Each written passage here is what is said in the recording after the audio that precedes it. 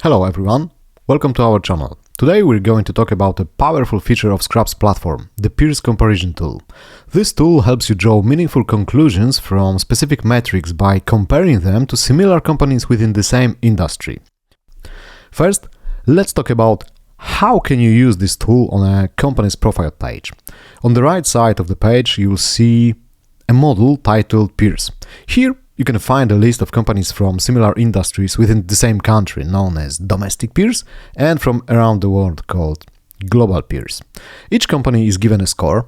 A red mark indicates a poor score, yellow suggests it's average, and green signals that the company is doing great.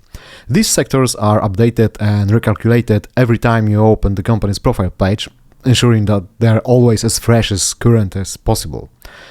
By clicking the gray compare button at the end of either the domestic or global peers list, you can open a detailed view of the scoring.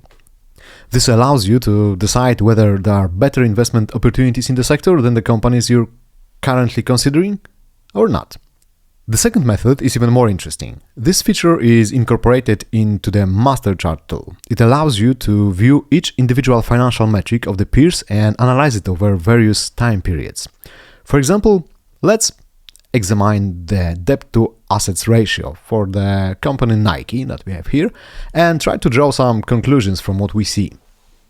Well, the debt-to-assets ratio is at level of 32%. It definitely and significantly increased during the pandemic and lockdown period caused by COVID-19. But the question is, should we be worried about it? It's hard to say unless we look at the situation in the whole sector. So let's turn it on, and here we can see that the industry's indebtedness also rose during the last couple of years, which might be somewhat comforting, because this suggests that there's nothing specifically wrong with Nike, but rather that the rise in debt is an industry trend rather than solely Nike's problem. Now let's see how the estimated average revenue growth rate for the next few years looks like and whether Nike is a good investment in these terms or not.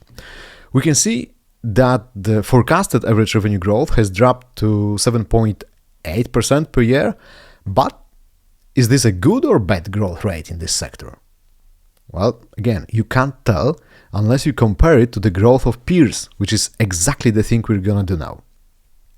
Well, even though the 7% growth isn't spectacular, it's still slightly above the average typical for this particular local industry. However, if we switch the metric to global comparison, which calculates the growth rate from similar companies worldwide, Nike's growth appears to be slightly below average. This isn't necessarily bad, but it's also not as impressive as we might like it to be. If you want to see exactly which peers we've used to calculate the average, click on the three dots near the company name and select one of the Display Peers option. And that's a quick overview of Scrap's peer comparison tool. It's a powerful thing that can give you a deeper understanding of a company's performance in relation to its peers. So thanks for watching, and don't forget to subscribe for more tutorials like this.